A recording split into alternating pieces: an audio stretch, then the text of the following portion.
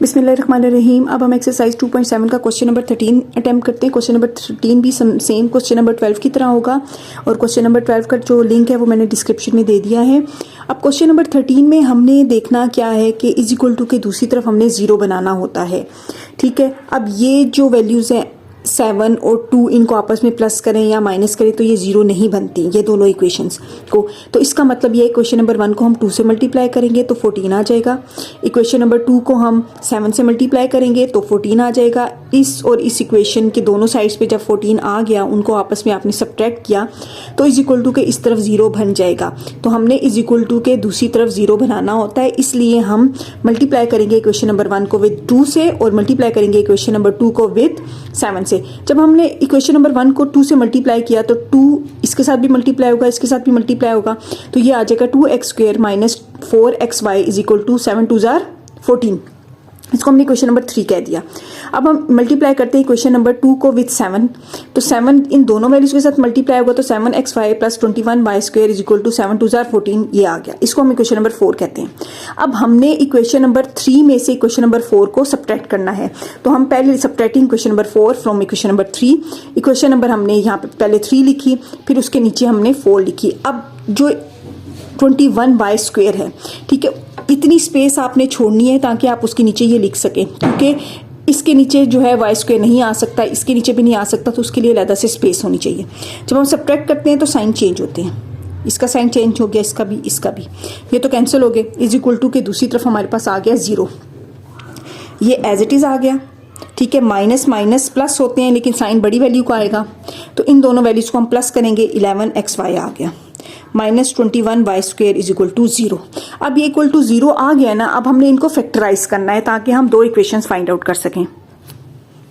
इसको हम equation number 5 कह देते हैं। अब हमने फैक्टराइज किया इक्वेशन नंबर 5 को, वी गेट। फैक्टराइज करने के लिए पहली वैल्यू एज इट इज आ जाती है और लास्ट वाली वैल्यू भी एज इट इज आ जाती है, इज इक्वल टू 0। ये दरमियान वाली वैल्यू है, ये दो पार्ट्स में स्प्लिट होगी। माइनस, पहली का साइन माइनस आएगा, माइनस माइनस प्लस, जो दूसरी वैल्यू है उसका साइन आएगा प्लस में। ठीक है, अब यहाँ पे दो नंबर ऐसे आने चाहिए, R और S दो नंबर ऐसे आने चाहिए कि उनको आपस में मल्टीप्लाई करें ना तो हमारे पास आ जाए 42x² y², क्योंकि 42 क्यों 21 को 2 से मल्टीप्लाई किया, 42 होता है x² y², इन दोनों को मल्टीप्लाई करने से आए। और दरमियान में हमारे पास अगर हम उनको आपस में माइनस करें, ठीक है, तो हमारे पास 11xy आना चाहिए।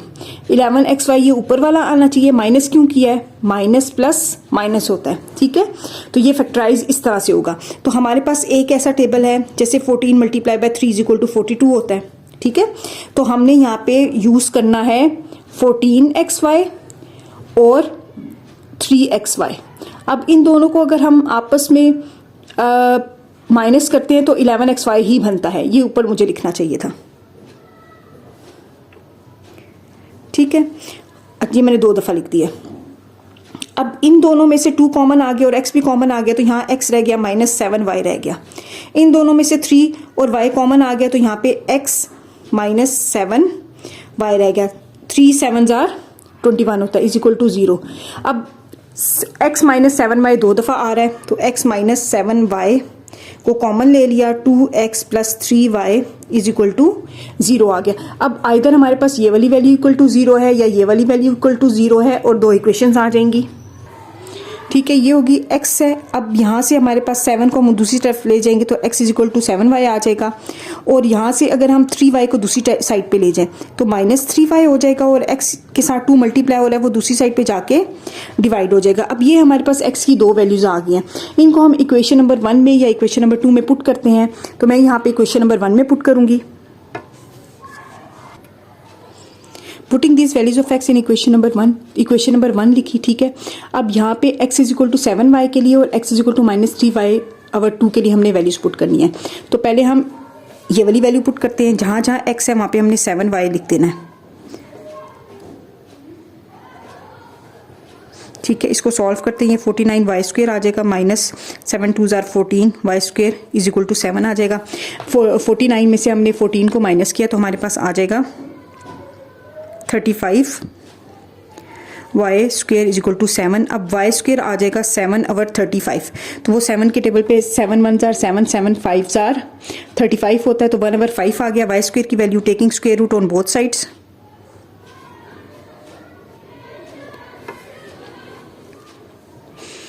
Taking square root on both sides, तो यहाँ पे भी स्क्वायर रूट ले लिया और यहाँ पे भी स्क्वायर रूट ले लिया। आपको पता है ये इसके साथ कैंसिल हो गया। स्क्वायर रूट जब खत्म होता है तो एक दफ़ा वैल्यू प्लस में आती है, एक दफ़ा माइनस में आती है, तो ये वाला हमारा y की वैल्यू आ गई। अब ये y की वैल्यू हमने इसी इक्वेशन में x is equal to 7y इसमें पुट करनी है। इस इक्वेशन में हम पुट करते हैं x is equal to 7y, ठीक है। तो x इज इक्वल टू एक दफ़ा 7 में 1/√5 पुट करना है और एक दफ़ा x इज इक्वल टू 7 में -1/√5 पुट करना है, ठीक है। तो ये x इज इक्वल टू 7/√5 आ जाएगा और ये x इज इक्वल टू -7/√5 आ जाएगा। तो अब इनकी पेयरिंग क्या हुई, हमने 7/√5 आया था जब हमने पुट किया था y की वैल्यू 1/5, ये एक पेयर बन गया, और -7/√5 जब -1/√5 पुट किया था, तो ये दूसरी पेयरिंग होगी। तो ये हमारी एक साइड सॉल्व हो गई है, ठीक है। तो अब हम दूसरी साइड सॉल्व करते हैं। दूसरी साइड सॉल्व करने के लिए जहाँ जहाँ x है वहाँ पे हमने -3y/2 पुट करना है। तो यहाँ पे x था तो -3y/2 का square -2 -3y/2 y is equal to 7 आ गया। ये आ गया 9y²/4। अब ये इसके साथ कैंसिल हो जाएगा, माइनस माइनस प्लस, तो ये आ जाएगा 3y² इज इक्वल टू 7। अब हम इनका एलसीएम लेते हैं, ठीक है। एलसीएम में 4 आ जाएगा, ये वाली वैल्यू इससे मल्टीप्लाई होता है, इसके नीचे 1 है ना, ये इससे मल्टीप्लाई होता है, तो ये आ जाएगा 9y² plus 4 multiply by 3y² is equal to 7। 9y² plus 12y²/4 is equal to 7। अब 4 नीचे है तो इस दूसरी साइड पे चला जाएगा, तो 12 में जब हम 9 प्लस करते हैं तो हमारे पास आ जाता है 21y² is equal to 7 multiply by 4। 21y² is equal to 28। अब 21 मल्टीप्लाई हो रहा है, दूसरी साइड पे जाके डिवाइड हो जाएगा, तो ये 7 के टेबल से कटिंग होगी। 7 3s are 21, 7 4s are 28। अब हम टेकिंग स्क्वायर रूट है on both sides,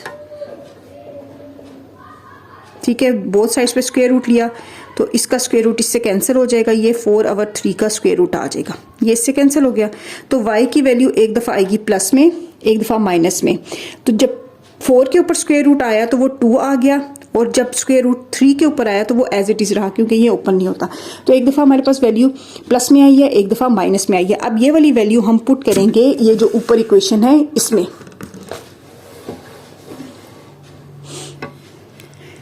x is equal to -3y/2 ये हमारे पास था।